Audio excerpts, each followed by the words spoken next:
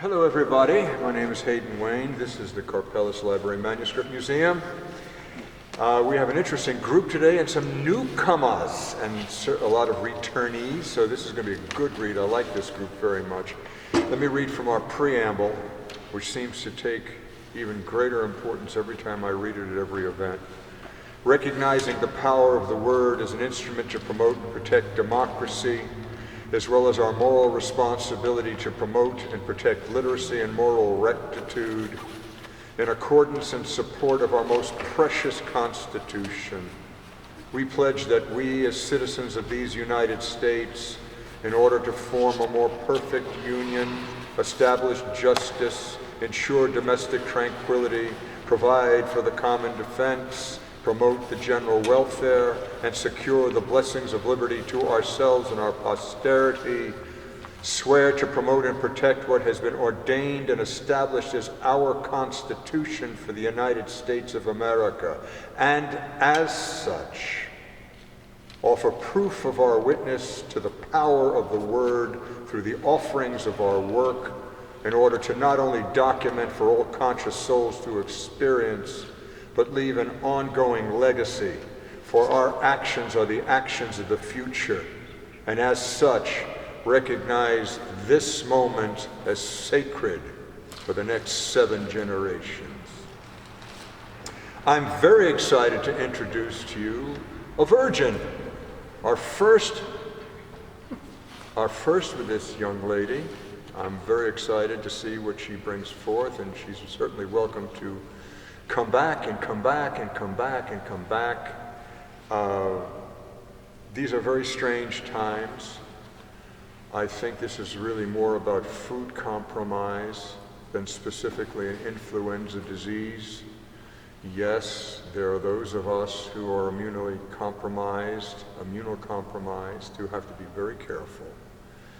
But the ultimate reality is, what brought this on, this immunocompromise in the first place? And if you back engineer, certainly over the past 70 years, you realize a depletion of the importance of nutrients in the soil because of agri-driven mono-agriculture.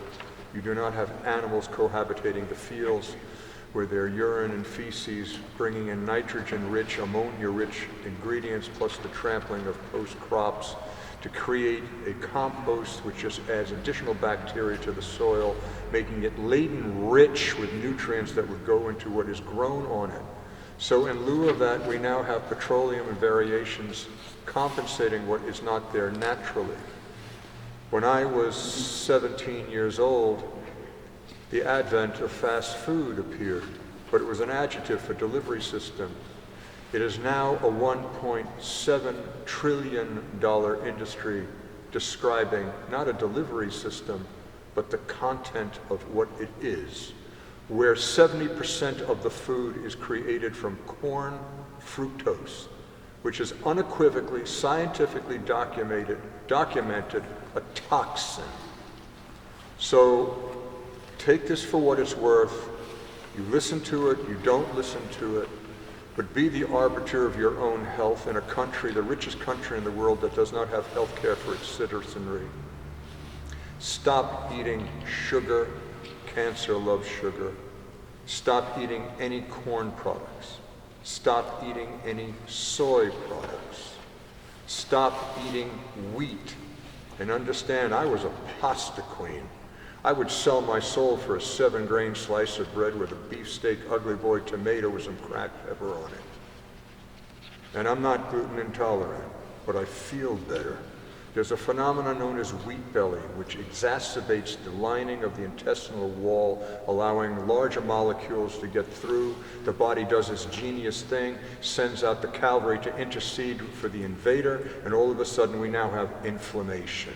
Because of the vagus nerve from the gut to the brain, it can travel up either through the GI, cardiovascular, or neurologically into the brain, creating forms of dementia and even Alzheimer's. I have never seen such a spike in Alzheimer's disease in my entire life as geometrically is being progressed as we sit and speak here. We're only 1% human. I'm not talking sci-fi. I'm talking about the genome, 1.3 trillion, There are 300 trillion bacteria in our gut alone. The formation of our gut microbiome is the determinant of our health and our ability to stave off attacks of outside invaders, as well as the susceptibility of becoming allergic. Have you ever noticed how there's been this constant rise of allergies to everything in children? You're going, why is it? It wasn't this way when I was a child. Why all of a sudden does everybody have all these allergies? Why are we now at such a place where in 1960, there's either 4 or 6%, 4% had immunocompromised diseases. Now today, something like 46% of our children have it.